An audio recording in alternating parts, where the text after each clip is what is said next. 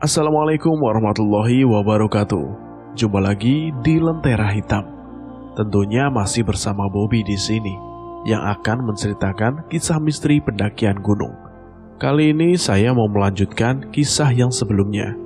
Kisah yang berjudul Kualat Gunung Merapi, episode keempat. Cerita ini kami ambil dari Kumbaran yang ditulis oleh Didit Galaraka. Terima kasih buat Didit yang sudah mengizinkan kami untuk menceritakan kisah ini.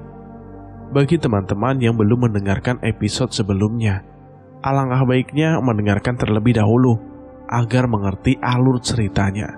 Bagaimana kisah selanjutnya? Kita langsung saja ke ceritanya. Cerita horor dimulai.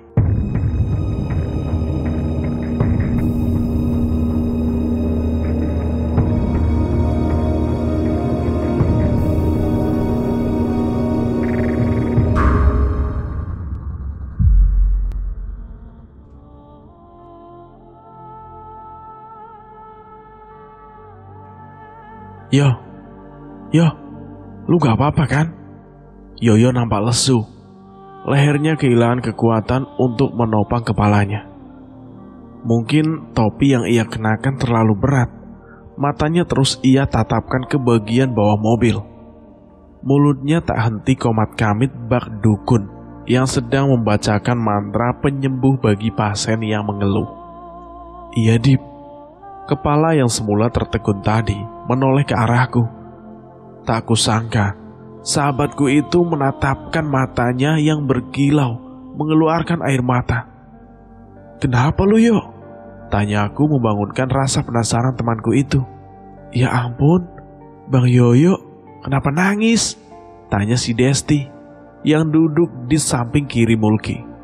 Di kursi tengah, seraya membalikan badannya ke arah Yoyo yang duduk di paling belakang pojok kanan mobil bersama aku dan Ibang.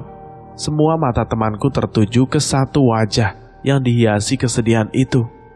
"Gak apa-apa, gue cuma gak enak perasaan aja," jawabnya sambil berusaha mengguratkan senyuman, namun berat. "Ya, kita kan sudah dikasih wejangan sama Mbak Wongso. Yo, yang penting kita nanti di pendakian jaga Desti baik-baik. Kita juga gak usah repot-repot mikirin cowok yang sok pemberani itu kan." Ibang berusaha meredakan si Yoyo. "Gak maksud lo, Bang," kata si Mulki. "Iya, siapa lagi? Tangan gue cuma baru nyicipi pipinya sedikit aja, dia langsung kabur gitu. Cemen banget, gede bacot doang. Gak dibedong kali itu orang sama orang tuanya dulu," jawab si Ibang. "Kalau nanti kita di Merapi ketemu si Ega gimana?" tanya si Mulki mewakili keresahan kami semua. "Kita kan gak tahu dia itu tahu jalan ke sana atau enggak, Ki." Aku memajukan tubuhku, melepaskan punggung ini dari sandarannya. "Juga kita kan gak tahu kalau dia itu naik jalur yang mana. Mudah-mudahan sih gak ke Selo sama kayak kita," jawabku.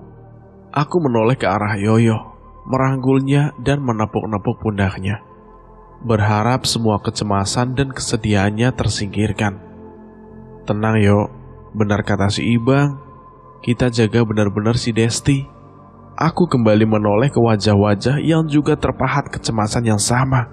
Lalu aku berkata, "Pendakian ini akan kita kenang selamanya." Suasana mendadak hening dengan tatapan yang kembali pada tempatnya. Hanya terdengar suara kedap dari kendaraan lain dan dinginnya AC mobil yang selalu menguap halus leher kami. Perasaan sedih Yoyo mungkin sudah mulai tersingkirkan. Ia menghela nafas panjang dan menyandarkan tubuhnya di jok mobil. Matanya terus mengarah ke langit-langit mobil sebelum akhirnya ia terlelap. Tubuh sebelah kiriku dibuat nyaman oleh gerakan Ibang yang tak karuan. Ia seperti mencari sesuatu. Lu kenapa sih, Bang? Gak bisa diam aja." "Gue nyari HP, Dip. Biar kita happy lah. Jangan pada merenung terus kayak gini, kayak di pemakaman aja," ucapnya. Nah, ketemu. Darso dulu guys. Lanjutnya, seraya mengeluarkan HP BlackBerry hitam yang ia temukan terjatuh di bawah jok mobil. Ibang lalu menyetelkan lagu dari King of Pop Sunda. Itu yang berjudul Kabogo Jauh. Tah, gitu atuh bang. Kuce semangat menyambut musik yang Ibang nyalakan. Memang dua orang ini tidak bisa kupungkiri. Aku sangat salut dengan mereka berdua. Mereka selalu berusaha menghibur kita di kala situasi sedang kalut. Aku merasa, sebenarnya Ibang dan Kucai pun merasakan kecemasan dan kesedihan yang sama. Tapi entah mengapa, keduanya seperti mempunyai obat penawar bagi diri mereka sendiri, sebelum mereka menularkannya kepada yang lain. Terutama Ibang, selalu saja mempunyai cara yang unik untuk menghibur kita semua.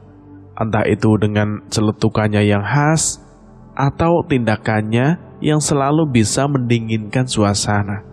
Beruntung aku mempunyai sahabat seperti mereka. Tiap SMS-an atau telepon, Ibang dan Kucai terus saja menirukan lirik demi lirik dari lagu legendaris itu. Hingga akhirnya, suasana asik mereka berdua tertular kepada Gundil yang duduk di depan. Tak berselang lama, suasana asik itu merasuk kami semua, tak terkecuali dengan Yoyo. Dia jadi terbangun, kemudian ikut bernyanyi bersama. Mas Irwan yang sedang duduk manis di pusat kendali mobil hanya bisa menggelengkan kepalanya sambil sesekali tersenyum. Aneh lihat kita ya mas, haha. Kami berusaha menghibur segala bentuk keresahan yang menghidapi. Tak ubahnya seperti mengubur kotoran dalam-dalam di sebuah tanah yang gembur. Kami tidak akan membiarkan tujuan awal kami ke sini digoyahkan oleh angan-angan panjang. Walaupun sudah ada pertanda yang tidak baik sebagai pendahuluan dari petualangan ini, aku masih tetap yakin ada setitik harapan untuk bisa baik-baik saja. Terhitung 5 lagu sudah almarhum Abah Darso bernyanyi menemani kami. Gundil yang sedari tadi menikmati setiap ketukan nada yang ada, berubah sedikit cemas ketika melihat speedometer mobil Mas Irwan ini. Mas, bensinnya habis tuh, seru si Gundil kepada kakaknya. Iya, kelupaan saya. Nanti sambil jalan, kita berhenti di pom bensin dulu ya, kata Mas Irwan. Kita patungan buat bensinnya ya mas, tawarku. Gak usah, simpen aja duitnya buat bekal kalian. Mas Irwan menolak tawaranku. Mobil terus melaju membelah keindahan kota. Sesekali Mas Irwan mencondongkan badannya, hampir merapatkan badannya dengan setir mobil. Matanya terus awas melihat ke kiri jalan untuk menemukan keberadaan pom bensin. Itu kayaknya pom bensin mas, tunjuk si Gundil ke arah kanan jalan. Enggak ah, cari yang di sebelah kiri aja, biar nggak usah nyebrang, jawabnya. Selang beberapa menit kemudian, Mas Irwan menyalakan lampu sen kiri. Terpampang jelas dari kejauhan satu tugu merah yang di atasnya dihiasi bacaan pasti pas dengan tokoh kartun yang mengangkat jempol di sampingnya. Mobil berjalan melambat, mengikuti jarak yang semakin dekat dengan tempat pengisian bahan bakar. Beruntung, kondisi pos bensin ketika itu tidak terlalu ramai, sehingga Avanza hitam milik Mas Irwan ini dapat melepas dahaga. Dinginnya AC membuatku tidak tahan dingin buang air kecil. Sudah tidak kuat rasanya, karena jika ku tahan sampai base camp Selo, aku tidak yakin dapat menahan supaya tidak ngompol di celana. Mobil tepat berhenti, tepat di stasiun pengisian. Aku buru-buru ingin keluar dari mobil. Mas, tunggu ya, saya ke toilet dulu. Aku minta izin kepada Mas Irwan setelah menyingkirkan semua temanku yang menghalangiku di dalam mobil. Oke mas, tunggu di pintu keluar ya. Aku bergegas menggunakan langkah 1000 untuk cepat sampai di toilet. Lega. Kurapikan kembali pakaianku setelah buang semua hajatku. Kulangkahkan kaki keluar toilet dan merogoh saku celanaku untuk mengambil uang Rp2.000 membayar jasa tunggu si penunggu toilet. Karena tak ingin membuat kawan-kawanku menunggu lama, kembali kugunakan langkah 1000 untuk cepat sampai di mobil. Di tengah aku berlari, seketika ada yang membuat langkahku terhenti. Hah? Mbok Irah? Aku melihat Mbok Irah sedang berdiri, memandangi mobil Mas Irwan dari seberang jalan, masih dengan bakul jajanan yang ia simpan di punggungnya. Aku berniat untuk menghampirinya, akan tetapi setelah truk besar membawa pasir lewat, Mbok Irah langsung menghilang. Loh, kemana dia? Jelas tadi aku lihat dia ada di seberang jalan. Aku melihat ke setiap sudut jalan, keberadaan Mbok Irah tetap tidak terdeteksi. Mungkin sudah masuk gang kali ya, pikirku. Karena aku melihat tepat di belakang Mbok Irah berdiri tadi, dapat sebuah gang yang hanya bisa dilalui oleh 2 orang. Dip, ayo! Teriakan Ibang terdengar olehku. Aku bergegas menghampiri mobil untuk melanjutkan perjalanan. Tadi gue lihat Mbok Irah di seberang jalan, ucapku yang sedikit ngos-ngosan di depan pintu mobil. Ah, udah ayo timpal si Ibang. Aku melihat ke arah Yoyo. Dia hanya tersenyum dan memberiku kode untuk segera masuk dan duduk di sampingnya. Mobil pun segera berada pada jalurnya, melanjutkan perjalanannya mengantar kami. Asli yo, gue lihat Mbok Irah tadi, ceritaku kepada si Yoyo. Aku masih terheran, karena jarak dari Prambanan ke tempat tadi, kurasa sangat jauh. Agaknya tidak mungkin bagi seorang wanita yang sudah tidak muda lagi berjalan sejauh itu. Mbok Irah, itu memang suka jalan jauh, Dip, timbal si Yoyo dengan santainya. Oh, mungkin saja Yoyo benar. Aku tidak kepikiran sama sekali dengan angkutan umum yang ada di sana. Bisa saja Mbok Irah menggunakan angkutan umum untuk menjajakan jalannya ke setiap sudut kota. Atau bisa saja tadi itu hanya halusinasiku. Mobil terus melaju dengan pasti. Lagi-lagi, Ibang menghibur kami dengan menyalakan musik dari HP-nya. Dan lagi-lagi, lagu pop Sunda yang ia pilih untuk menggema di seluruh ruangan mobil. Semua pun ikut bernyanyi bersama, mengikuti setiap lirik yang ada.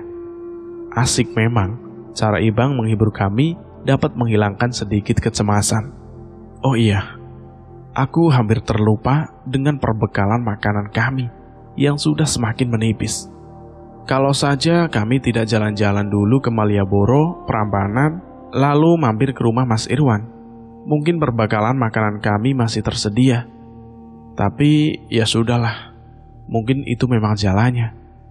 Dengan malu, aku berkata kepada Mas Irwan, Mas, maaf ya, perbekalan makanan kita udah mulai menyusut. Bisa mampir dulu ke pasar nggak? Mas Irwan dengan kebaikannya memperbolehkan. Oh iya, nanti nggak jauh kok dari sini ada pasar. Pasar Cepogo namanya, ucap Mas Irwan. Semua setuju, terutama Desti. Dia sekalian ingin membeli pembalut sebagai persediaan, karena yang tersisa tinggal beberapa lagi, itu katanya. Hati-hati juga ya sayang, nanti kalau kamu membuang pembalutnya di gunung, cuci dulu biar bersih. Mulki memperhatikan betul tindak tanduk kekasihnya itu. Iya, kalau gitu sekalian kita beli air kemasan yang gede, masing-masing bawa 1 atau 2, seruku kepada yang lain. Selain persediaan untuk kami minum atau memasak, air itu juga diperlukan bagi Desti yang hendak membersihkan pembalutnya. Aku harus memperhatikannya pula, karena jujur aku khawatir jika saja tidak ada air untuk mencuci, maka pembalut itu akan terus berisi darah, yang dimana darah itu dapat menjadi aroma wangi yang mengundang para lelembut. Setelah aku lihat menara listrik dari kejauhan, kemudian Mas Irwan memutar mobilnya ke arah kanan. Aku disuguhkan dengan pemandangan beberapa kios warung yang berjajaran di sisi jalan. Tanpa aba-aba, Mas Irwan kembali menyalakan lampu sen kiri, lalu memberhentikan mobilnya di tepi jalan. Mas tunggu di sini ya, ucapnya sambil menarik tuas rem tangan. Meskipun kembali susah payah karena harus berbagi celah dengan carrier, satu persatu dari kami menuruni mobil. Dan seketika tanpa perintah, semuanya berpencar mencari kebutuhan masing-masing sebelumnya. Kami membuat janji untuk belanja secukupnya dan sesegera mungkin berkumpul kembali di mobil. Aku pun bergegas sendiri melangkah menuju kios makanan. Entah dibawa oleh siapa dan dituntun oleh siapa. Tiba-tiba kaki ini berjalan ke dalam pasar, seakan mengetahui kemana ia harus mampir. Sampailah aku di sebuah kios yang menjual berbagai makanan, terutama mie instan. Rasanya tidak afdol jika pendaki tanpa ditemani oleh mie instan. Aku membeli beberapa bungkus untuk keperluan selama di atas gunung. Kegiatan mendaki itu membutuhkan tenaga yang kuat, sedangkan tubuh ini tidak mendapatkan tenaga jika kita menyuplainya dengan makanan. Bagiku, tidak ada lagi makanan yang lebih praktis dibanding dengan memasak mie instan. Aku kira kalian setuju dengan hal ini. Mas, seorang menepuk bahuku dari belakang. Aku lantas membalikkan tubuhku ke arah di mana suara itu berasal. Seorang pemuda dengan senyum hingga membuat matanya sipit, berdiri sedikit membungkuk tepat di belakangku. Dia hanya memakai baju surjan dan celana pangsi hitam, sedangkan kepalanya ditutupi oleh belangkon. Kelihatannya ramah banget orang ini. Siapa dia? Masnya mau kemana? Tanya pemuda itu dengan lembut. Mau ke Merapi, Mas, jawabku. Boleh saya nitip sesuatu, Mas? Tanyanya lagi. Pemuda itu lalu merogoh sesuatu dari saku celananya. Dia mengeluarkan sebuah koin, lalu memberikannya kepadaku. Koin itu aneh. Nampaknya, aku tidak pernah menemukan koin itu semasa hidupku. Koin yang mempunyai lubang persegi di tengahnya dan memiliki ukiran-ukiran yang aku pun tidak tahu pasti. Ukiran apa yang terdapat pada sisi lubang perseginya itu? Tolong titip ini ya, Mas. Kasihkan ke bapak saya yang sedang berjualan di atas, pintanya. Loh, maaf loh Mas, tapi saya gak bisa buru-buru ngasih koin ini. Paling sampai di atas sekitar malam hari, keluhku. Ya gak apa-apa Mas, memang jualannya itu malam hari, ujarnya. Sekalian nitip ini juga ya Mas, kasihan bapak saya. Pemuda itu memberiku sebuah ranting yang ia pegang sedari tadi. Tanpa basa-basi, aku menyanggupi permintaannya. Tapi Mas, jangan sampai teman-teman Mas tahu ya, pintanya kembali. Loh, dari mana Mas tahu? Kalau saya ke Merapi bareng teman-teman saya, aku heran. Tadi saya lihat Mas turun dari mobil bareng teman-teman Mas. Tandasnya, tatapannya begitu menyejukkan kalbuku, seperti tak ada sedikit pun bekas guratan angkara di wajahnya. Jaga ya Mas, jangan sampai hilang, saya mohon banget. Benda itu ditunggu bapak saya soalnya. Aku bergegas pamit kepada pemuda itu, karena aku tidak mau berlama-lama berada di sana. Aku lalu meninggalkannya di depan kios makanan tadi. Penasaran, aku menoleh ke belakang, ke arah pemuda itu. Akan tetapi, dia sudah tidak ada di sana. Cepet banget jalannya, gumamku. Kusimpan koin aneh itu di saku celanaku, dan kutenteng ranting kayu yang sepertinya itu dari kayu jati. Aku merasakan betapa kerasnya ranting itu. Semua temanku sudah menungguku. Ada yang sandaran di mobil, dan juga ada yang duduk di pinggir jalan. Aku mempercepat langkah supaya mereka tidak kesal menungguku. Ranting itu buat apa, Dip? Mulki menunjuk ranting yang kuselipkan di samping karirku. Hiasan aja, Ki. Kebetulan cantik. Jadi gue ambil deh di jalan, jawabku mengalihkan. Kami segera menaiki mobil Mas Irwan. Mobil itu kembali melaju membawa kami menuju ke tempat tujuan.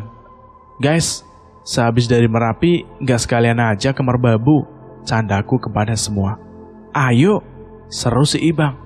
Ah, kalian aja, gue mah ogah. Mending pulang, sahut si Gundil. Takut lutut lo lemas lagi ya, Dil? Hahaha, candaku. Gundil ini memang tipe orang yang gampang sekali lelah kalau naik gunung. Bahkan, dia sering sekali menjadi bahan bulianku setiap kali pulang dari pendakian. Penantian panjangku akhirnya berakhir juga. Setelah sekian lama ku nanti, dan hanya bisa aku hayalkan dalam benak. Kuda besi yang kami naiki akhirnya memarkirkan dirinya tepat di sebuah tempat selama ini kupikirkan. Jantungku ini bergedup kencang, layaknya seorang pemuda yang tengah dilanda asmara dan sedang makan berdua di kafe pinggir jalan bersama wanita pujaannya. Kusambut pemberhentian mobil dengan senyuman yang lebar. Kami semua turun dari tumbangannya yang diberhentikan oleh Mas Irwan. Kufokuskan mataku melihat sekitar, dan alangkah tambah berbunganya hatiku ketika aku melihat tulisan besar New Selo. Semoga semuanya terbayarkan indah. Tak ada malapetaka seperti apa yang kulihat dari guratan kekhawatiran wajah Yoyo. Kukira hatinya telah terobati oleh hiburan dari si Ibang. Namun ketika dia menginjakkan kaki di tanah basecamp New Selo, mulutnya tak berhenti-hentinya komat kamit lagi. Mungkin dia sedang banyak berdoa, sesuai apa yang diperintahkannya kepadaku kemarin. Aku tidak mau mengganggunya, biarkan saja dia dengan pendiriannya. Udah jam 11 nih, kita sholat Jumat yuk, ajakku. Sholat Jumat di mana, Dip? Gak ada masjid di sini, sahut si Ibang. Lalu kupandangi sekitar, dan memang aku tidak menemukan masjid yang khusus dipakai sholat Jumat pada umumnya. Ya sudah, dalam kondisi darurat begini, aku berniat akan menggantinya dengan sholat duhur saja. Ya udah, gue langsung urus administrasi aja ya. Aku bergegas menuju pos pendaftaran ditemani Yoyo untuk mengurus administrasi. Setelah selama administrasi terselesaikan, aku dan Yoyo lanjut menemui rombongan di parkiran base camp. Langsung aja kita, tanya aku. Ke warung dulu lah, Dip. Ngopi-ngopi dulu kita. Rusuh amat, timpal si Ibang.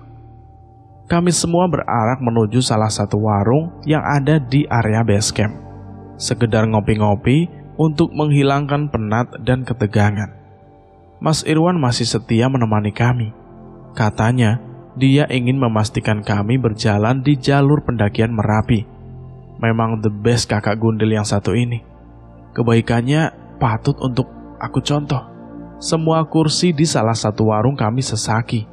Tidak ada celah barang sedikit pun bagi seseorang untuk menyela tempat duduk kami. Pesanan kopi hitam tersaji manis di atas sebuah nampan yang diantar oleh penjaga warung. Buat kalian, Mas cuma mengingetin sesuatu. Jangan lupa sama pesan Mbak Wongso. Jaga terus si Desti. Ingat, ini alam.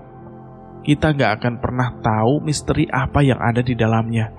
Mas Irwan mengingatkan kami semua. Kadang alam itu bisa jadi sahabat. Kadang pula bisa jadi kayak guru, galak yang suka menghukum, memukuli muridnya yang bandel. Lanjutnya Mas Irwan. Semua mata memperhatikan setiap kata dan kalimat yang keluar dari mulut Mas Irwan itu. Pesan itu kupegang erat-erat dalam genggamanku, lalu kusimpan dan kukunci rapat-rapat di dalam kepalaku. Acara wisata kuliner di basecamp New Selo berakhir sudah. Karena tidak mau terlalu siang, kami segera melakukan briefing untuk menyampaikan pesan terakhir sebelum kita berarak beriringan menaiki jalur pendakian Merapi. Yoyo memimpin koordinasi terakhir itu. Guys, ini koordinasi terakhir kita sebelum naik. Gue pesan, semuanya harus bisa kerjasama. Ingat pesan yang sudah disampaikan orang tua kita sebelumnya. Jaga terus si Desti, terutama elu Ki. Pepet terus si Desti kemanapun. Jangan biarin dia sendirian. Lo tahu kan, gak akan selamanya kita bisa beriringan. Ada kalanya kita renggang satu sama lain. Tatapannya begitu serius. Dip, selama lo jadi sweeper, Jangan sungkan buat teriak kalau ada apa-apa. Senang bareng, susah juga harus bareng, lanjutnya. Yoyo mendongakkan kepalanya ke langit sambil memejamkan mata. Dia menarik nafas dalam-dalam dan menghembuskannya seraya berkata, "Semoga kita semua bisa selamat." Berdoa mulai. Kutundukkan hati ini untuk memohon pertolongannya. Selesai, tutup si Yoyo. Matanya kembali meneteskan air mata. Aku berusaha menenangkannya dengan merangkulkan tanganku di bahunya. "Ayo, semangat-semangat!" Ibang berteriak menyemangati sambil bertepuk tangan. "Semangat!" Gundil tak mau kalah dari Ibang. Kami berjalan berlahan menuju titian pertama jalur pendakian. Tak ada kata yang bisa terucap untuk menggambarkan suasana rombongan kami.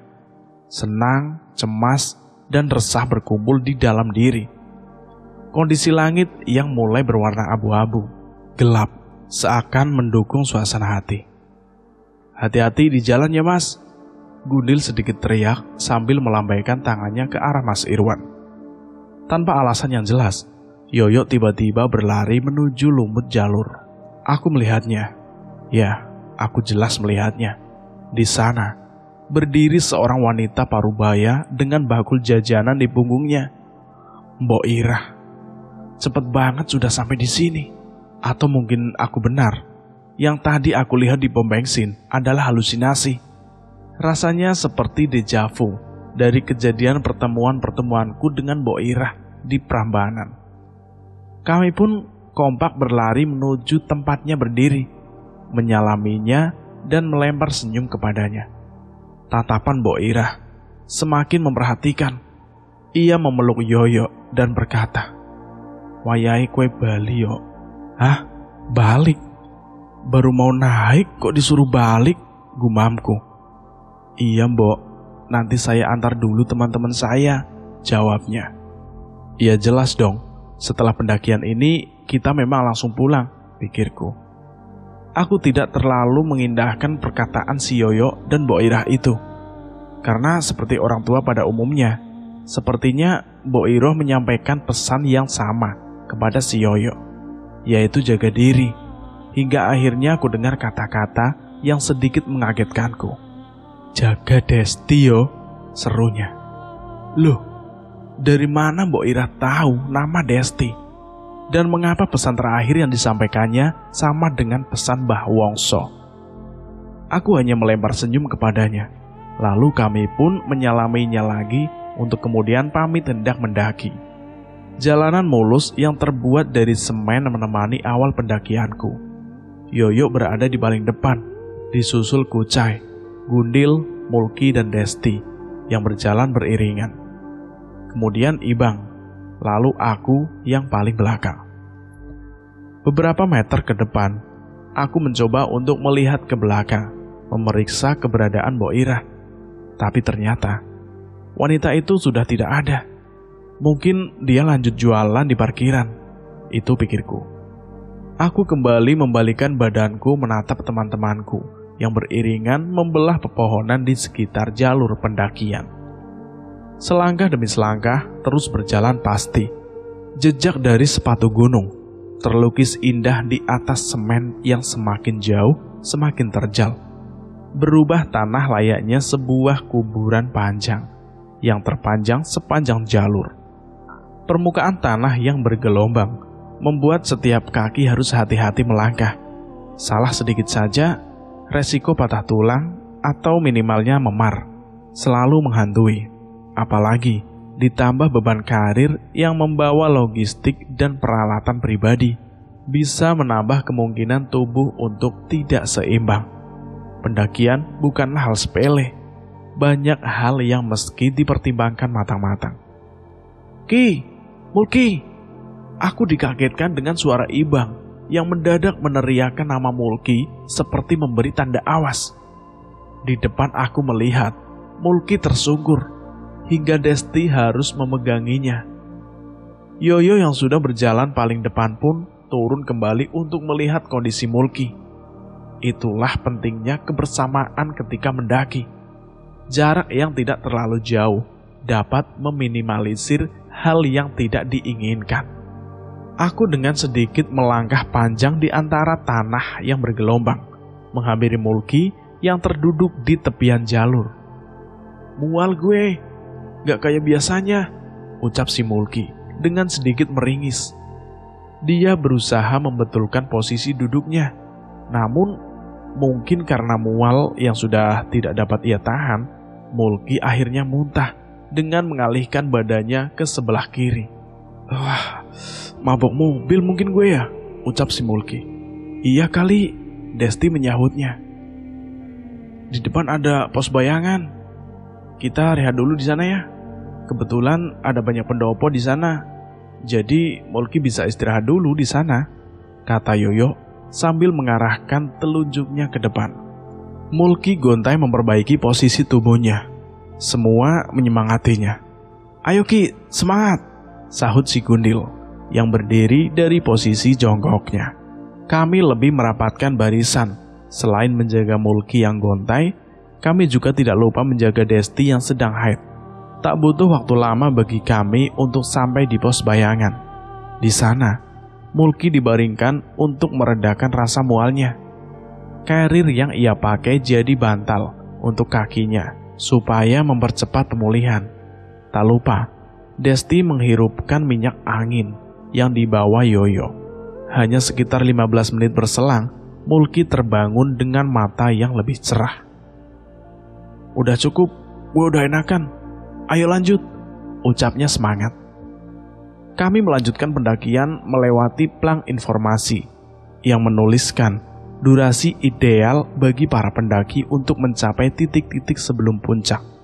Aku lihat, ideal waktu yang dibutuhkan untuk ke pos selanjutnya adalah sekitar 45 menit. Formasi barisan masih tetap sama, Yoyo di depan, sedangkan aku di paling belakang. Terus kujejaki tanah-tanah itu dengan penuh keyakinan. Perlahan tapi pasti, tidak perlu terburu-buru. Kicau burung di sekitar, udara dingin yang menggerayangi kulit wajahku menjadi teman setiap perjalanan. Banyak sekali warna hijau di sekelilingku, tidak seperti di perkotaan, apalagi di Bandung. Warna hijau dari pepohonan yang sudah bercampur warna yang lain menjadi pemandangan yang tak asing di sana. Hiruk-pikuk kota tak kurasakan di sini. Oksigen yang masuk ke lubang hidungku pun terasa lebih bersih dibanding oksigen di Bandung yang sudah bercampur asap knalpot dari banyaknya kendaraan. Tuhan, jaga alam ini. Jangan sampai tangan-tangan jahil dapat mencuri keindahan yang menyelimutinya. Sungguh aku tidak rela, Tuhan. Tak terasa, barisan mulai merenggang. Mungkin karena aku yang terlalu banyak melamun dan berhenti karena pesona dengan keindahan yang tersaji.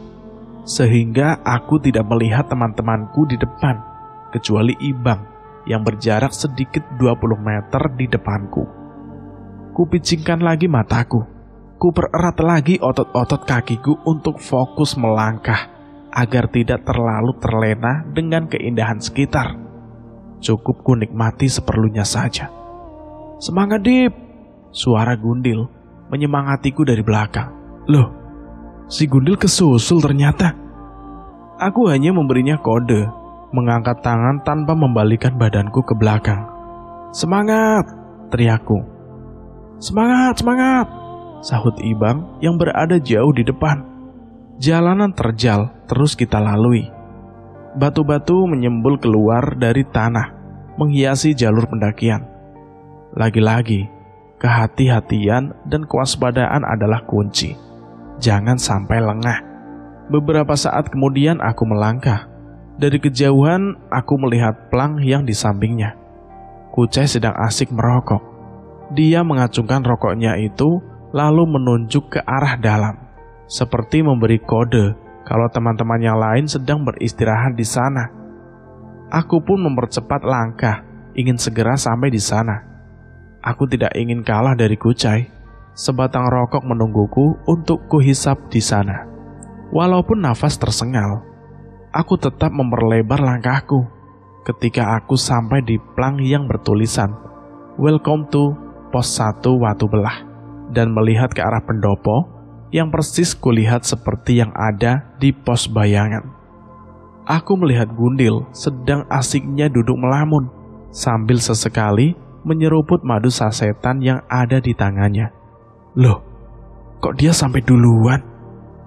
Aku berlari ke arahnya dan memukul bahunya agak keras.